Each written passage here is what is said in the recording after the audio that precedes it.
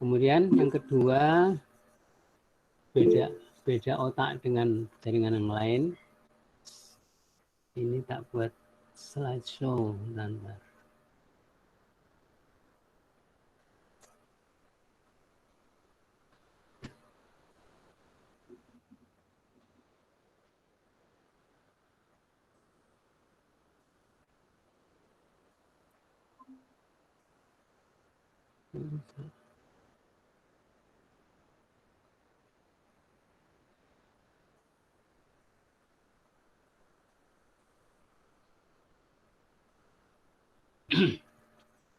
Ya, kita lanjut ya.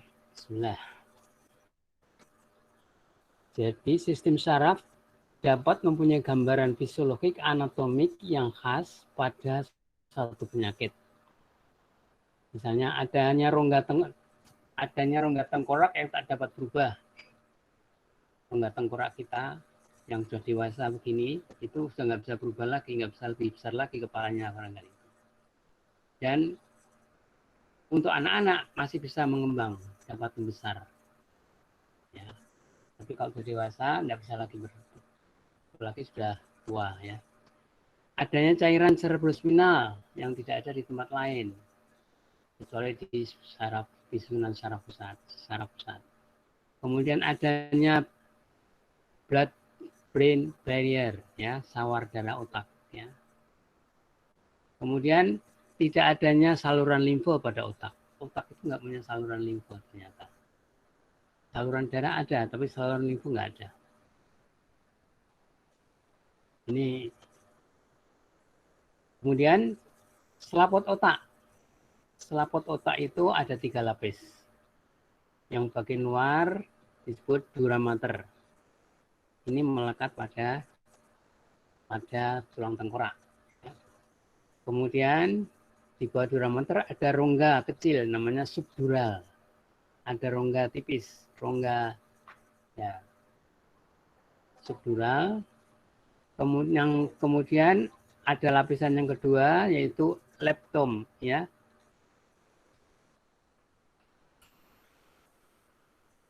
Meningen, lapisan meningen ya. Leptom mening.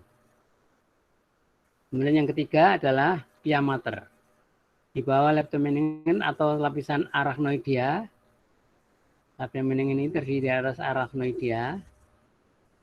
Ini di bawahnya ada lagi rongga tipis yang kemudian yang terakhir adalah pia mater. Pia mater itu yang nempel pada jaringan otak.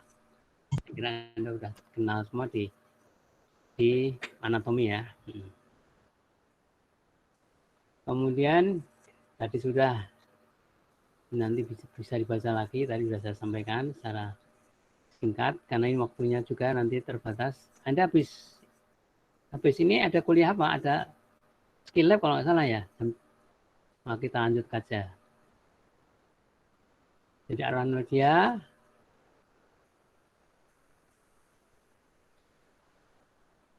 pada beberapa tempat kita menemukan sinus sagittalis superior sehingga terdapat filus arachnoidalis yang bersatu bentuk tonjolan yang disebut granulatio arachnoidalis.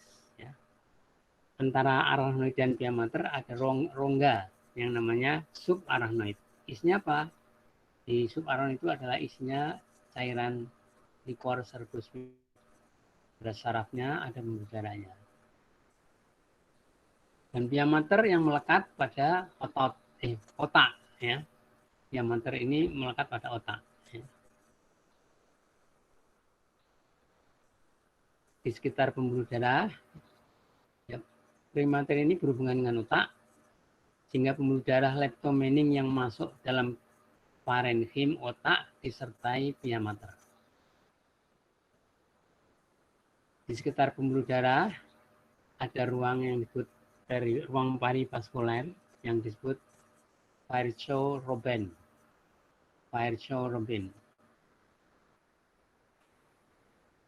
Kemudian LCS, liquor cerebrospinalis, ya. Kita bisa melihat gambar berikutnya. Ini dia dibentuk oleh plexus choroideus di daerah ventricle lateralis. Ya. Kemudian LCS itu masuk melewati foramen Monroe menuju ke ventrikel ketiga. Dari ventrikel ketiga, dia melewati aqueductus sylvii menuju ke ventrikel keempat. Ventrikel keempat menuju ke foramen Magendie dan Luska menuju ke bagian cerebellum. Kemudian masuk dalam subarachnoid. Ini proses jalan daripada bagian menuju ke bawah. Nanti balik lagi juga di daerah ke arah subarachnoid juga. Dan di daerah arachnoid ini masuk dalam granulasi, dia masuk di situ. Ini aliran daripada LCS. Sekarang kita lihat otak. Otak pada laki-laki lebih berat dibanding wanita. Ya. Terdiri atas neuron, neuroglia, dan oligodendroglia. Ya. Neuron itu sel saraf, neuroglia itu jaringan penyokong. Kalau di jaringan yang lain kita kenal istilahnya jaringan ikat. Tetapi kalau di otak itu neuroglia terdiri dari atas astrosit dan oligodendroglia serta epitodim mikroglia atau orang sering menyebut mikroglia. Jadi astrosit, oligodendroglia, dan mikroglia.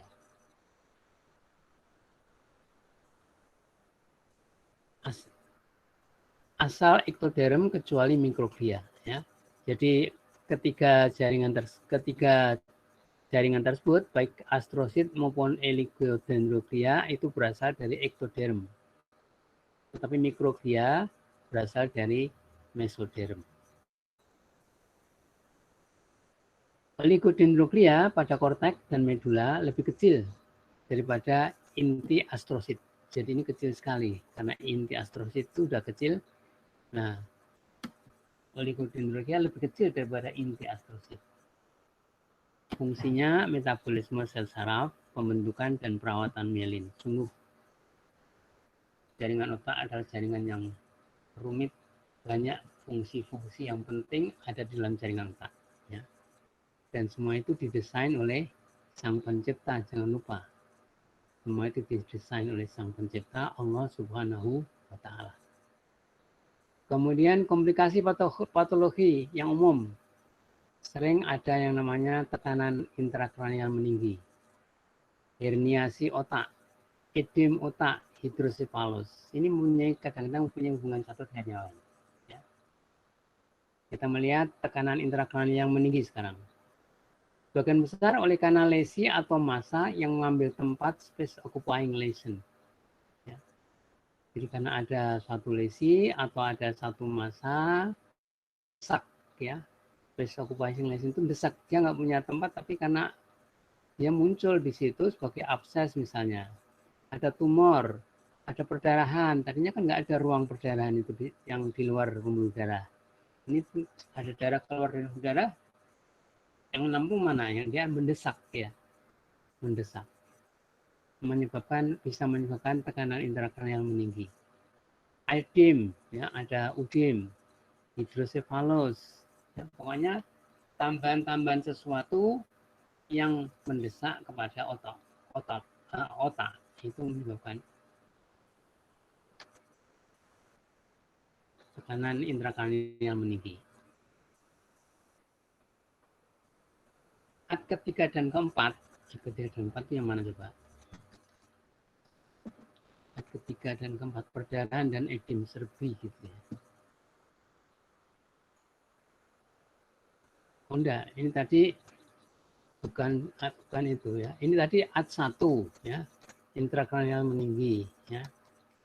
Tadi yang pertama tekanan intrakranial meninggi, kemudian kedua herniasi otak, edem otak dan hidrosefalus.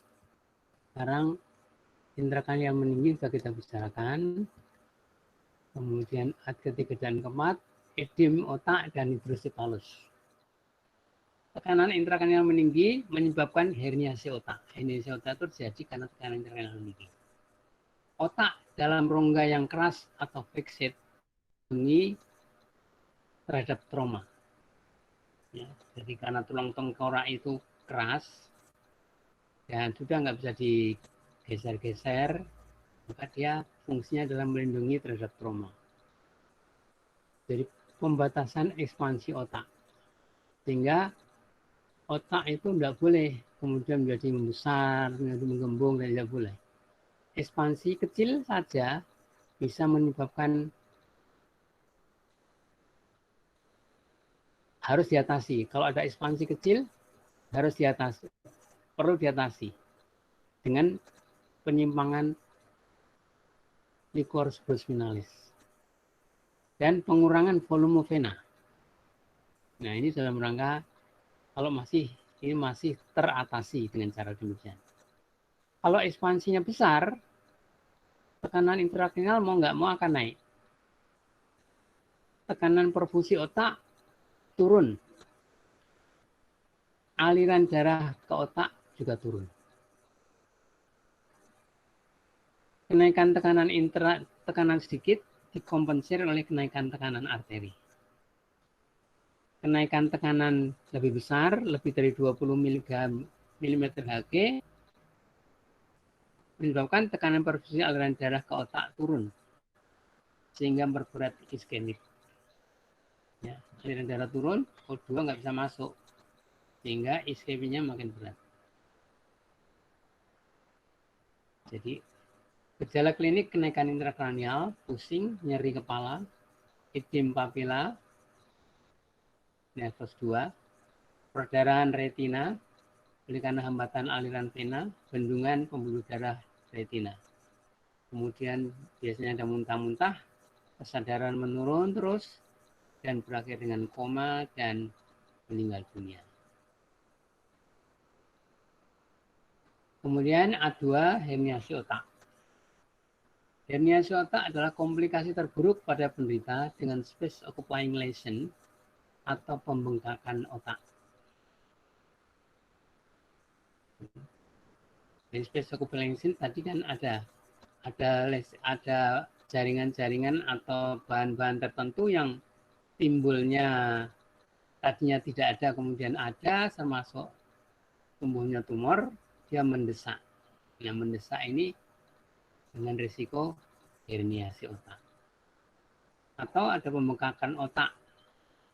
Otak membengkak karena tempatnya sempit, maka dia mendesak bagian-bagian yang bisa didesak. Terjadilah herniasi otak.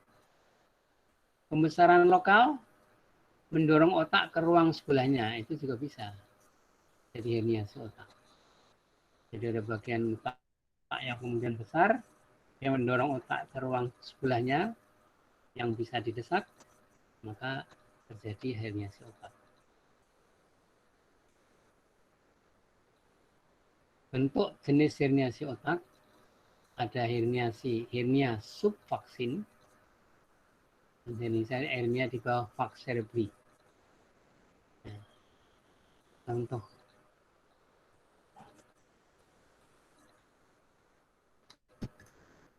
gambarnya ini hernia subvaksin. Nah, hernia di bawah vaks cerebri. Ini harusnya kalau Anda bandingkan yang kiri, ini otak hanya sampai di sini. Ternyata ini bertambah besar sehingga dia masuk ke dalam mendesak ke sini. Rongga ini. Subvaksin. Kemudian hernia yang kedua adalah hernia uncinatus atau transtentorial. Hernia unkal atau transtentorial. Ulcus lobus temporalis terdorong ke bawah melalui celah tentorium. Nervus ketiga, oculomotorius menegang. Dan terjadilah dilatasi pupil pada sisi lesi. Namanya hernia uncinatus. Jadi ada ulcus lobus temporalis yang terdorong ke bawah. Hernia uncinatus ini. Nah, di sini ada. Nah, kalau aslinya kan begini, tertutup. Tapi di sini ada faktor kelemahan kali gitu ya. Maka yang mendesak. Nah, ini tulang ini tulang. Maka sesudah tulang ini akan agak longgar. Maka dia desak di sini. Tetapi di bagian mana? Kanan ya, yang kiri enggak. Yang kanan yang turun. Adalah hernia. Ini adalah daerah yang ada kaitannya dengan nervus, daerah keluarnya atau di mana di situ ada nervus yang paling dekat adalah oculomotoris, sehingga akan mengganggu fungsi daripada oculomotoris. Nervus 3 ya, sehingga terjadi dilatasi pupilnya akan melebar. Yang hernia yang ketiga, hernia tonsillaris. Di sini beli terdorong melalui foramen magnum yang menekan batang otak plus pusat respirasi. Jadi cerebellum mendorong foramen magnum menekan batang otak dan pusat respirasi, sehingga respirasinya enggak teratur, terjadi apno, tidak bisa bernafas, dan berakhir dengan meninggal dunia. Kita lihat di mana bagiannya, bagian bawah ini. Nah, dari bagian cerebelli masuk, ini ada tulang, yang sebelah kiri ini masih normal, nggak dimasukin oleh cerebellum. Ini cerebellum yang sebelah kanan ini mendorong dia masuk di antara tulang dengan batang otak. Ini batang otak yang menjadi bengkok ini. Nah, sehingga daerah ini daerah yang ada kaitannya dengan sistem pernafasan. Orang yang jadi susah bernafas, nggak bisa ketolongan, berakhir dengan kematian. Hernia tonsillaris yang paling berbahaya pasti di sini.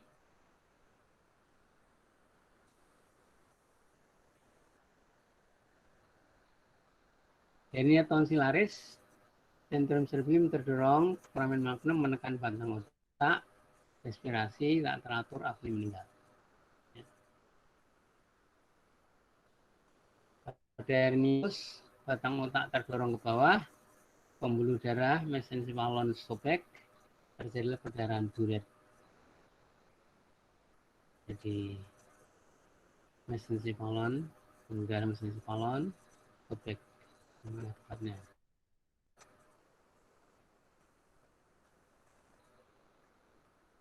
Nah, jadi mendorong sini, yang keras mesti di sini karena ini tulang, dia akan sobek ini, sehingga terjadi perdarahan duret.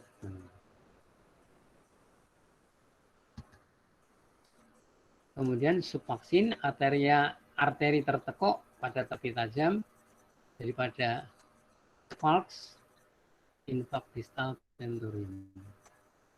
Ini subvaksin yang paling awal tadi, yang pertama tadi. Nah, ini ada arteri yang tertekuk di sini sehingga terjadi infark pada distal tentorium.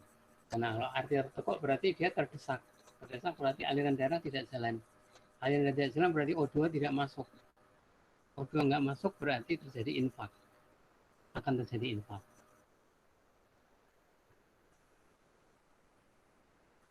Sekarang udim otak.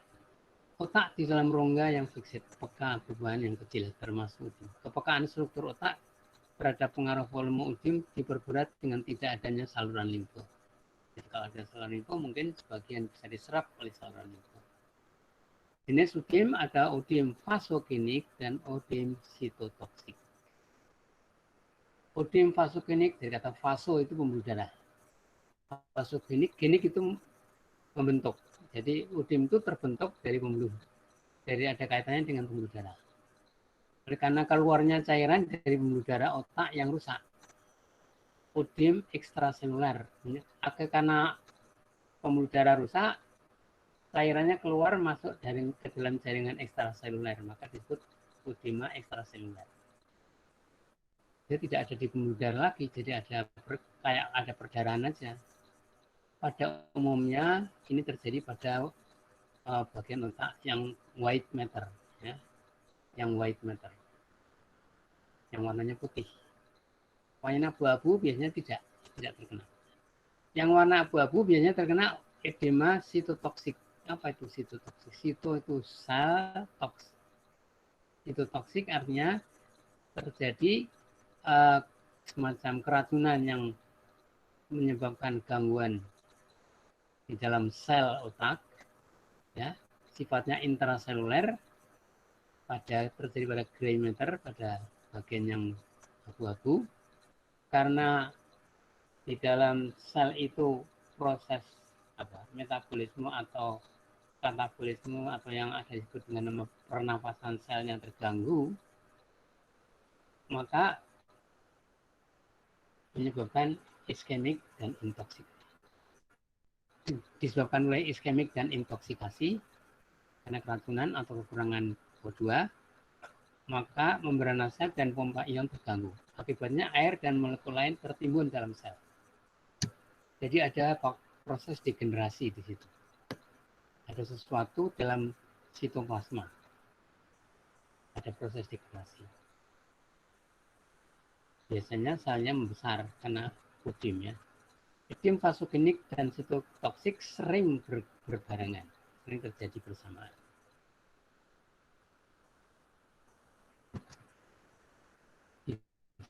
Hidrosipalus. Hidrosipalus adalah meningkatnya volume LCS baik dalam rongga ventrikel ataupun rongga subarachnoid. Ini rongga ventrikel. Kalau di sini normalnya seperti ini, agak ramping kelihatannya. Kemudian karena di sini dibentuk banyak LCS, maka rongga ventrikel itu akan menggembung, membesar. Kalau ini membesar, maka secara keseluruhan ini akan lebar. Karena hal terjadi pada anak-anak. Kalau tidak terjadi pada anak-anak, pada orang dewasa, terjadilah intrakranial meningkat, ya, karena dia nggak ada jalan lain kecuali mendesak. Tapi mendesak nggak bisa, ini tulangnya sudah keras. Jadi bisa terjadi kongenital atau bawaan, akusita atau tidak. Kalau kongenital ya pada anak-anak begitu lahir, anak-anak kelihatan kepalanya sudah agak besar dan makin lama makin besar. Kalau didapat tergantung masih anak atau sudah dewasa. Kalau masih anak terjadi kayak hidrosipalus besar, atau dia terjadi ini tadi intrakranial meningkat.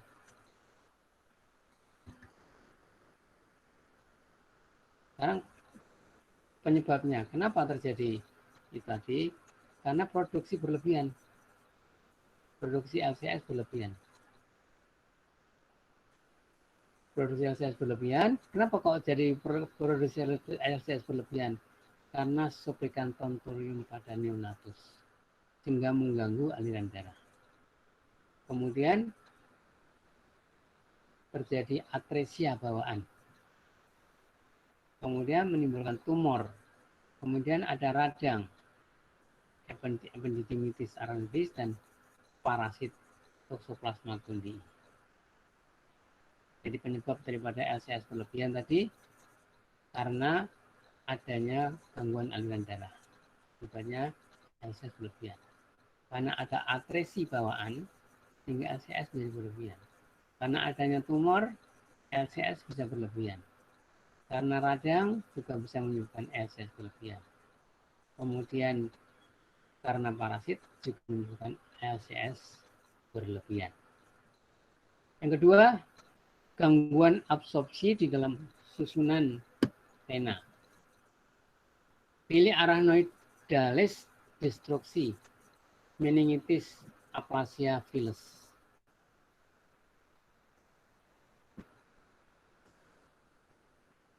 Jadi pilih gangguan absorpsi ke dalam susunan vena menyebabkan terjadinya gangguan jadi hidrosipalus ya, hidrosipalus. Pada meningitis bisa terjadi aplasia pilus, juga pili arachnoidalis yang terdestruksi, yang rusak. Jenis-jenis hidrosipalus ada internus, hidrosipalus communicans. Hidrosipalus internus, penimbunan cairan, maaf, saya ulang kembali. Jenis hidrosipalus ada 3, di sini hidrosipalus internus, hidrosipalus communicans, dan hidrosipalus compensatorik.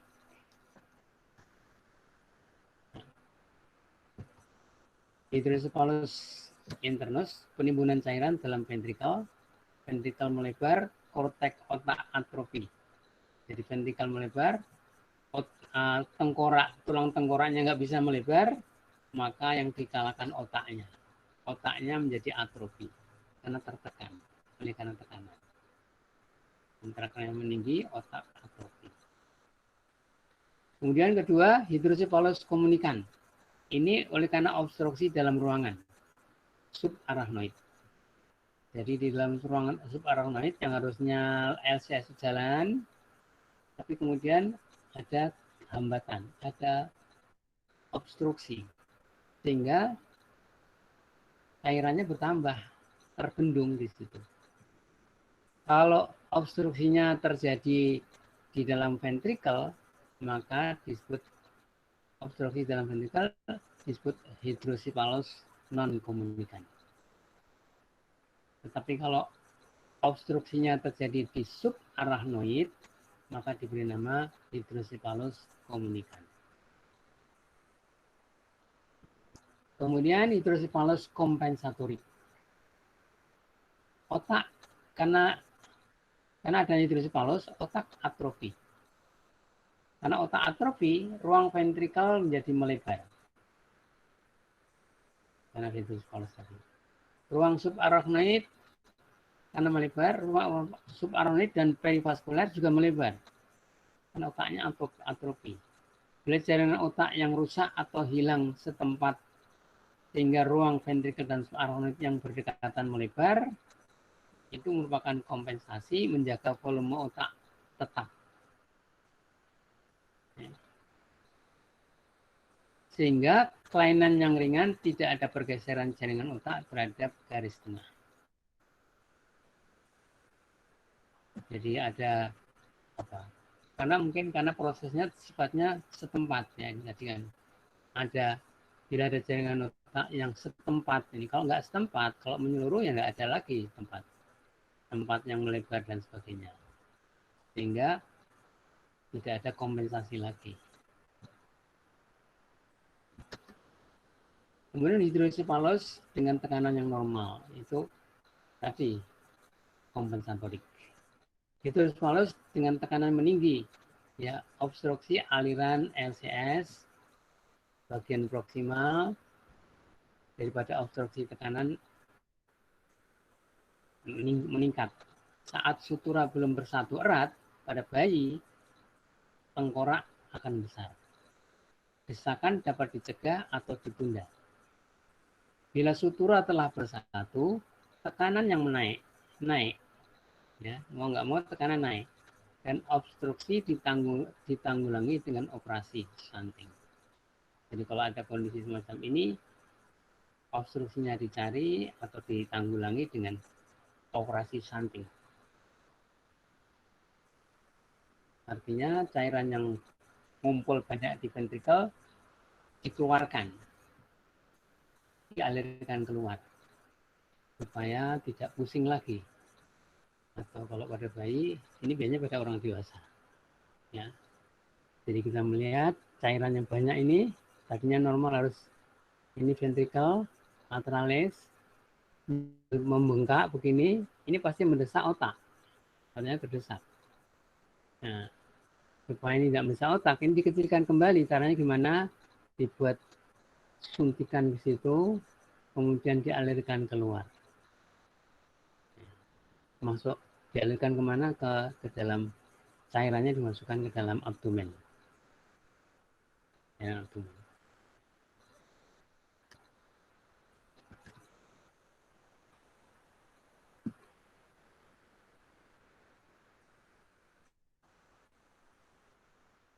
Ya, ini contoh anak-anak dengan kepala yang kelihatan besar. Ini mesti ada sesuatu yang bertambah di dalam. Karena kepalanya masih bisa besar, dia besar.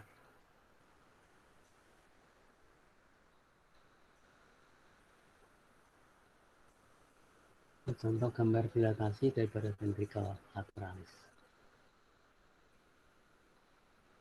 Ini juga contoh hidrosipalus congenital, ya, kepalanya besar sampai mendesak ke rongga mata.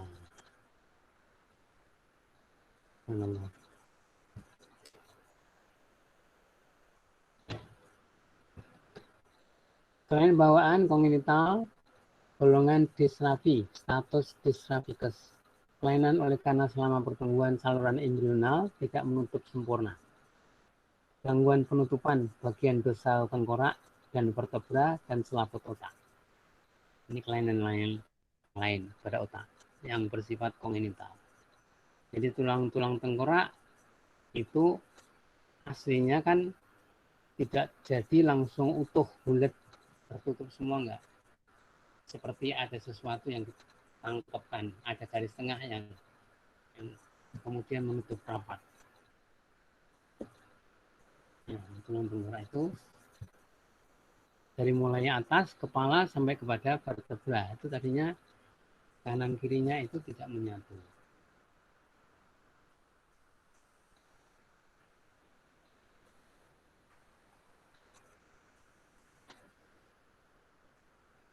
Kelainan kongenital otak dan spinal. Contoh anencefali, hanya dasar tengkorak yang terbentuk. Di atasnya gumpalan warna merah tidak berbentuk. Biasanya kondisi semacam ini tidak bisa hidup. Kedua, mikrosefali. Mikrosefali berakibat defisiensi mental karena ukuran otaknya kecil sekali, cenderung kecil secara kongenital. Ya. Jadi kita bisa melihat gambaran sebelah kiri ini adalah anencefali. Anencefali. Sebelah kanan juga anencefali. Jadi tidak ada otaknya, ada gambaran massa kemerah-merahan. Ya. Dan ini dipastikan secara perhitungan medis tidak bisa hidup. Anencefali. Bukan anencefali bukan berarti tidak ada kepala. Kepalanya ini secara keseluruhan ini kepala saja. Mulai telinga semuanya baik kecuali jaringan otaknya. Kemudian mikrosefali kita melihat ya semuanya ada, tapi ukuran dari kepalanya kecil. Kalau ukuran kecil mesti otaknya kecil juga kan, dibandingkan dengan besar badannya dan umurnya juga. Ini juga termasuk kelompok mikrosefali, kepalanya kecil. Kepala secara keseluruhannya mungkin besar, tapi bagian yang sampai di bagian yang dimana ada otaknya itu kelihatannya kecil. Ya. Ini juga mikrosefali. Kemudian kelainan yang lain adalah cranium bifidum. Ya. Apa itu cranium bifidum? Ada gangguan penutupan tengkorak. Ya. Bisa di atas, bisa di bawah. Di atas mulai dari tulang kepala sampai ke bawah, sampai vertebra bagian bawah. Ya. Selaput otak dan jaringan otak, akibatnya kalau itu nggak bisa menutup, ya, karena tengkorak tidak bisa menutup, maka ada celah sehingga ada risiko penonjolan bagian otak yang di dalamnya. Terjadilah pertama meningokel, yang menonjol hanya meningennya, selaput otaknya saja. Selaput otaknya meningennya yang menonjol. Kemudian meningoencephalokel, yang menonjol selain selaput otak, tapi juga otaknya ikut menonjol. Gambarnya mungkin bisa kelihatan. Nah ini meningokel, ini ada selaput otaknya. Selaput otaknya saya menonjol, yang mana coklatnya. Ini bagian bagian otaknya sendiri atau mielinnya, mielo, maka tidak menonjol. Tapi kalau yang sebelah kanan ikut menonjol dia. Tidak hanya selaput otaknya, tapi juga mielo, ya, mielinnya ikut menonjol. Bukan disebut meningomielokel. Ini di daerah punggung bawah, ya, dekat dengan di daerah pantatnya.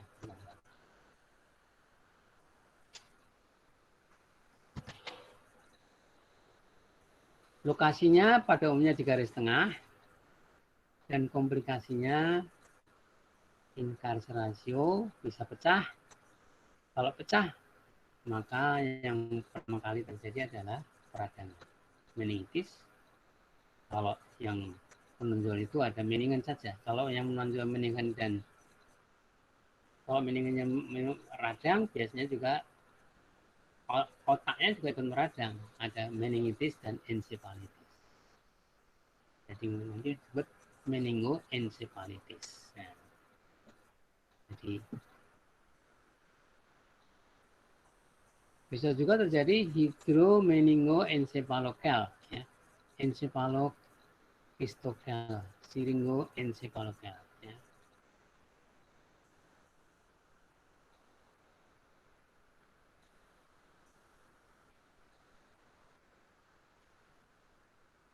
Ini contoh lain daripada occipital encephalokel.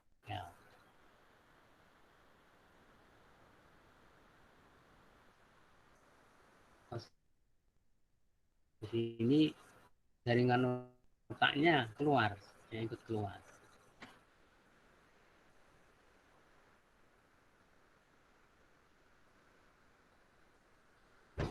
Ini frontal encephalokel, di daerah pangkal hidung, ya.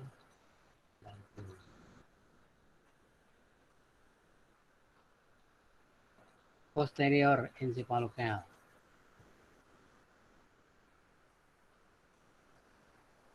Kemudian kelainan yang lain yang kita sering sebut Mongolism, Down syndrome. Satu keadaan idiot khas wajah mongoloid, kepala kecil, mata sipit, hipertelorisme, jari tangannya pendek, tidak dapat visura. Perkembangan mental sangat terbelakang. Wajah mongoloid. Wajah mongoloid kayak apa? Wajah mongoloid kayak gini nih. Tapi ternyata tidak berarti bahwa dia yang nama lain kan Down syndrome. Itu mereka tidak bisa berbuat apa-apa dalam kehidupannya. Bisa, ternyata ini bisa menjadi diligent. Bisa dilatih, bisa jadi diligent. Ya, ada batasan tertentu. Bahkan pada ada satu video yang menunjukkan yang di-sharing bahwa seorang anak yang mengalami Down syndrome ternyata dia bisa menghafal Al-Quran. Yang mulai dari sedikit, ya. Tapi menghafal Al-Quran itu satu istimewaan yang luar biasa. Yang kita tidak boleh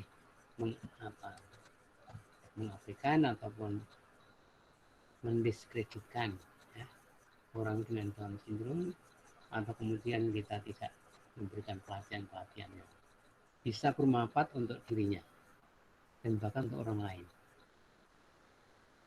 Jadi dirjen bisa membangun orang lain juga kan. Dia hafal Quran, mungkin dia bisa membantu orang lain menghafal Quran juga. Gitu. Baik, spina bifida adalah bagian dorsal vertebra tertutup dengan sempurna. Medula spinalis dan selaput otak dapat menonjol keluar. Karena vertebra tidak tertutup tadi. Dan ditutupi kulit subkutis membentuk tonjolan.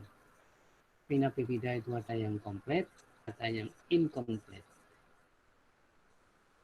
Yang komplit jarang ditemukan, karena pembentukan lengkung tulang belakang, sehingga jaringan saraf menonjol di bawah kulit mudah pecah bila kulitnya tipis. Sementara spina bifida incomplete tidak termasuk, ada yang okulta, ada yang kistika. Yang okulta itu tidak tampak dari luar. Kadang-kadang ditemukan pada saat pemeriksaan ronsen, kulit di atasnya biasanya hiperpigmentasi, ya. Spina bifida okulta itu ditandai antara lain kulit di atasnya hiperpigmentasi dan hipertrikosis. Misalnya hiperpigmentasi, tapi juga ada banyak rambut, pertumbuhan rambut yang lebih dibanding yang lain. Spina bifida kistika, tonjolan kistik pada tulang belakang. Berada di bawah kulit, meningokel yang menonjol meningomelokel yang menonjol mening dan medula spatokel itu ikut menonjol. Jadi kantung yang ikut menonjol mana jaringan apa saja. Ini adalah contoh spina bifida. Berikutnya adalah bagian.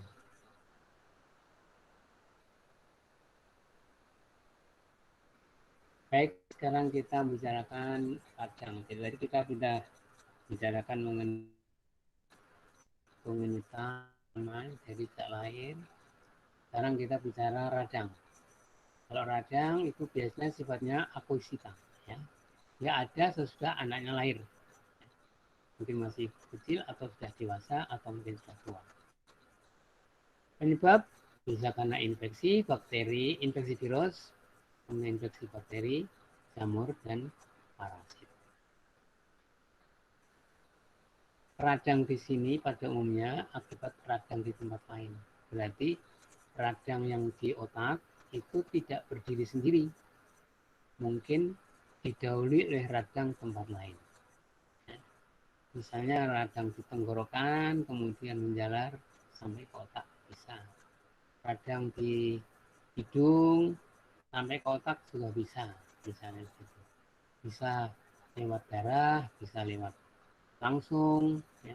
Penjalanan bisa langsung atau misalnya traumatik langsung, ya, karena jatuh ada keretakan daripada tulang tengkorak, mungkin karena tembakan, tusukan dan sebagainya, kecelakaan lalu lintas terjadi, benda asing masuk ke dalam jaringan otak langsung itu. Ada juga hematogen, proses terjadinya radang. Paling sering hematogen, ya, karena ini berarti berasal dari penyakit yang lain tadi di tempat lain. Kemudian bakterinya masuk ke dalam darah, darah membawa ke otak, nah terjadi gangguan di otak juga radang apa meningitis atau encephalitis. Jadi melalui pembuluh darah. Kemudian yang ketiga, ekstensi lokal.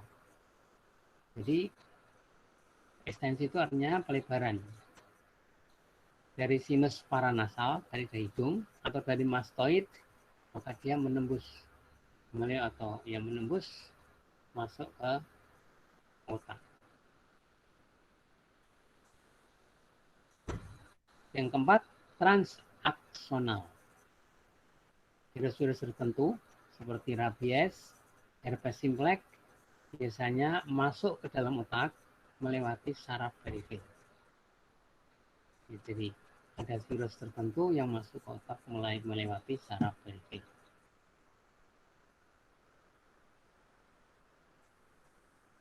Kita bicarakan radang di otak namanya meningitis. Ini bukan di otaknya nih, di selaput otaknya dulu. Selaput otak namanya meningitis, radangnya disebut meningitis. Jadi bisa meningitis bakterial karena penyebabnya bakteri. Apakah dia Escherichia coli, apakah Streptococcus, apakah Haemophilus influenza, atau Neisseria meningitidis, Streptococcus pneumonia, meningococcus, semuanya bisa menunjukkan meningitis bakterial pada seseorang. Klinik gambarannya adalah iritasi mening. Jadi kalau ada meningan itu terkena iritasi mungkin karena proses radang, maka orangnya biasanya mengalami yang namanya kaku kudu. Kudu itu bahasa Jawanya apa? Tengkok. Bahasa Indonesia kudu itu namanya adalah tengkok. Jadi tengkoknya kaku. Kalau kaku, nggak bisa ditekuk. Suruh nekuk kepalanya nggak bisa dia. Kalau menekuk lehernya nggak bisa. Kaku. Ya. Bahkan kadang-kadang noleh kanan, noleh kiri pun agak susah. Jadi kemudian selain itu pada meningitis sering ada sakit kepala. Ini sakit kepala ya, radang di kepala, ada sakit kepala. Ada fungsi lumbal, less purulen, keruh, protein meningkat. Ya. Jadi kalau dilakukan pemeriksaan lumbal fungsi daerah lumbal itu dicoblos dan disedot cairan LCS-nya, maka biasanya cairan itu bisa berupa cairan yang purulen atau hanya sekedar keruh dan proteinnya meningkat, atau mungkin cairan yang jernih, tergantung. Tapi untuk yang meningitis biasanya kalau nggak purulen keruh karena proteinnya tinggi. Meningitis viral karena virus ya, enterovirus, apa itu koksasi virus, etovirus, poliovirus yang paling sering. Jadi yang bahaya poliovirus ini ya, biasanya menyebabkan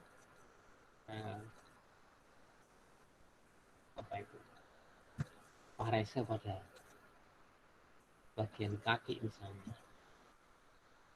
dan tidak teratasi, hingga jalannya menjadi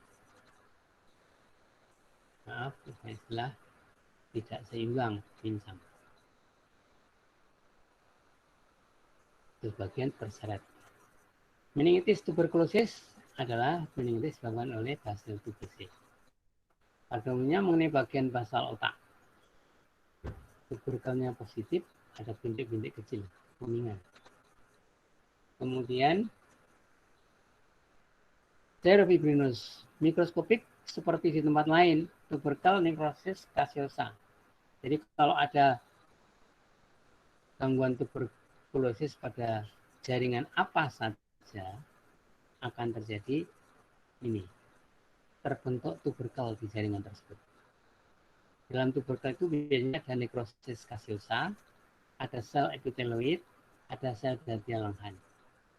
Nah, ini khas ya, khas. Jadi kalau udah ketemu ini, maka dokter bagiannya akan menemukan bagian PA, akan mengatakan ini adalah radang karena tuberkulosis, TBC. Meningitis oleh karena jamur. Jamur itu berarti pada waktu diperiksa jaringannya mengandung ya, hifa misalnya, mengandung jamur lah, tergantung jenisnya. Ya. Dan pengobatannya konon sulit, pada umumnya fatal. Ya. Kenapa? Karena biasanya kalau radang seseorang mengalami peradangan, itu yang dipikirkan pertama kali bukan jamur, mesti bakteri dulu. Bakteri ternyata nggak sembuh, berarti. Terus dilakukan sensitivity test. Sensitivity test, mungkin ada bagian obat-obat yang agak sensitif itu tidak menyembuhkan. Baru terakhir orang berpikir kemungkinan jamur. Tapi kondisinya sudah parah. Meningitis oleh karena parasit. Meningitis oleh karena parasit bisa karena malaria, amuba, toksoplasma. Malaria, plasmodium malaria di daerah mana itu? Irian konon penderita malaria itu sering menyerang otak. Ya, ini pernah terjadi karena dia panas karena malaria, dia kebetulan seorang tentara, tiba-tiba dia datang ke satu tempat penjagaan, dia bawa pistol atau bawa senjata, kemudian semua orang ditembakin tanpa rasa kasihan dan tanpa rasa bersalah, karena memang suasananya bagi dia itu suasananya sudah tidak terkontrol.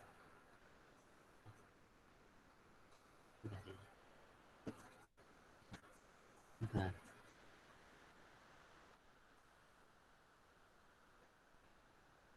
kemudian amuba juga bisa menyebabkan gambaran meningitis pada amuba. Amuba solitika ya. Kemudian toxoplasma, apakah toxoplasma gondii atau capsulatum ya. Kemudian hidrosipalus, akibat parasit ini bisa menyebabkan hidrosipalus, kejang, infeksi tidak kenal dari ibu melalui plasenta. Itu juga bisa. Jadi masuknya bakteri pada waktu yang masih di dalam kandungan. Meningitis meningokok merupakan meningitis purulenta. Ya. Meningokok adalah bakteri apa itu?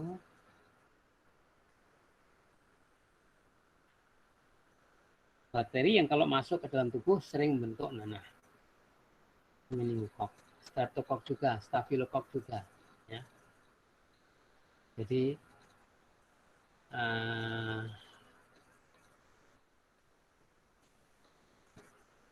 nanah itu purulen. Ya. Jadi paling sering di sini meningitis purulenta pada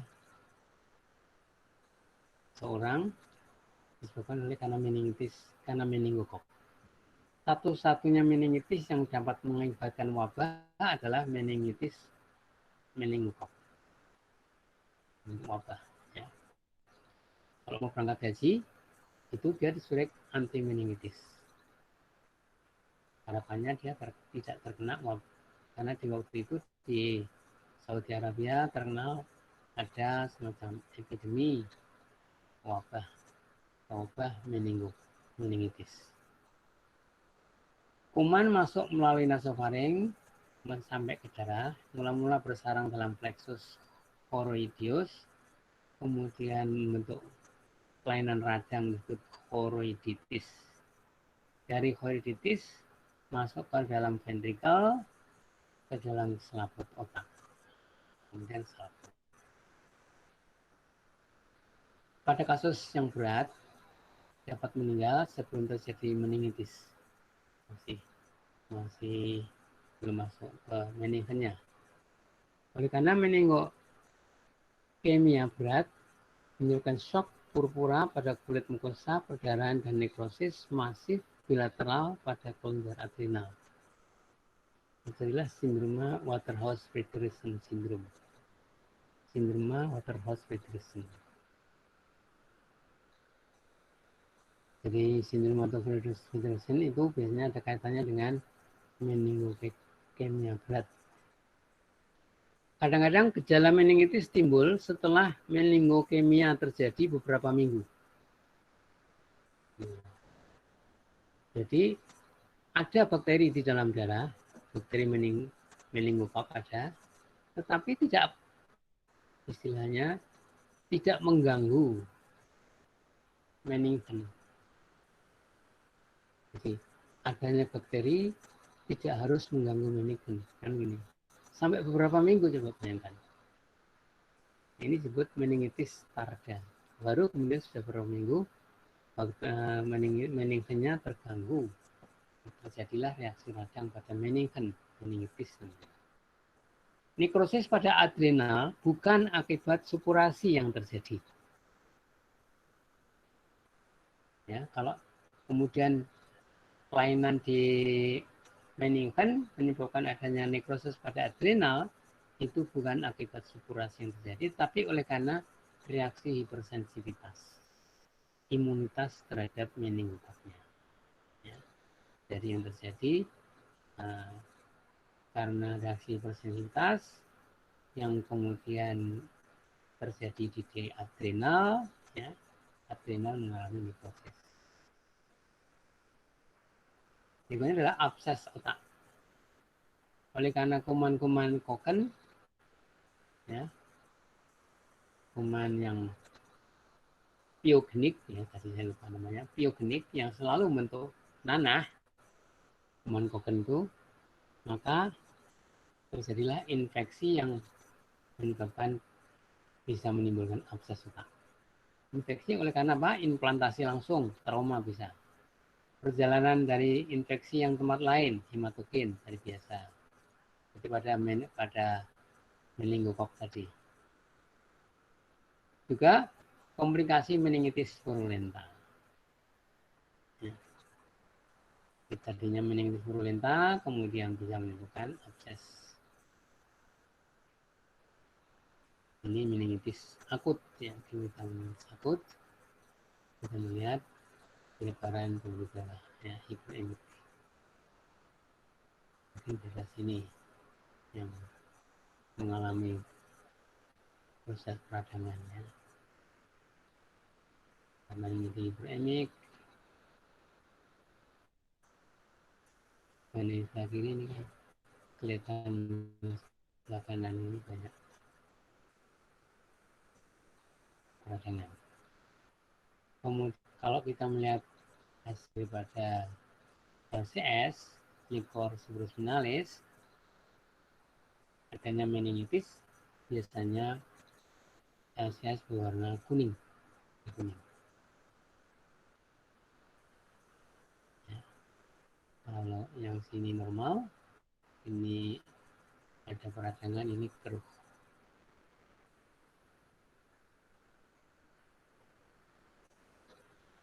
Water phosphorylation syndrome dari tadi supraren itu kira-kira gambaran sama. Meningitis TBC, maka ditemukan banyak bintik-bintik. Ini adalah bintik-bintik tuberkel, ya, pada dasar otak. Merupakan patognomonik kelainan tuberkulosis. Banyak bintik-bintik ini.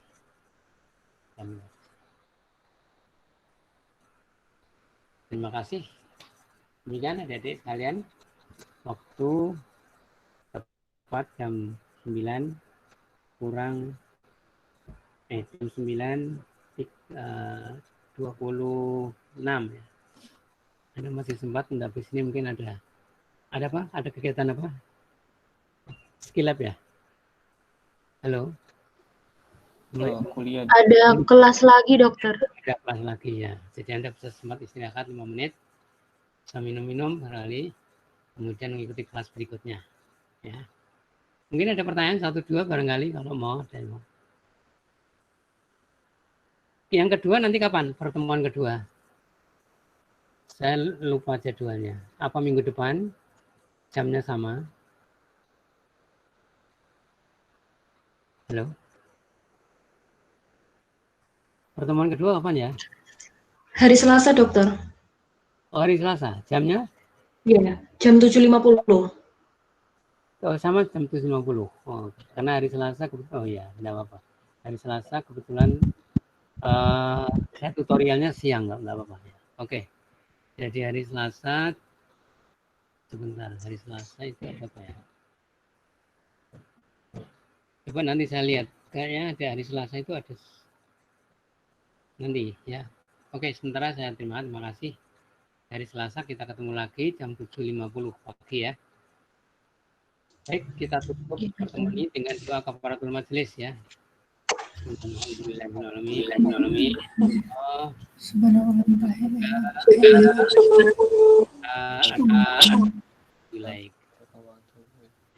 Assalamualaikum warahmatullahi wabarakatuh.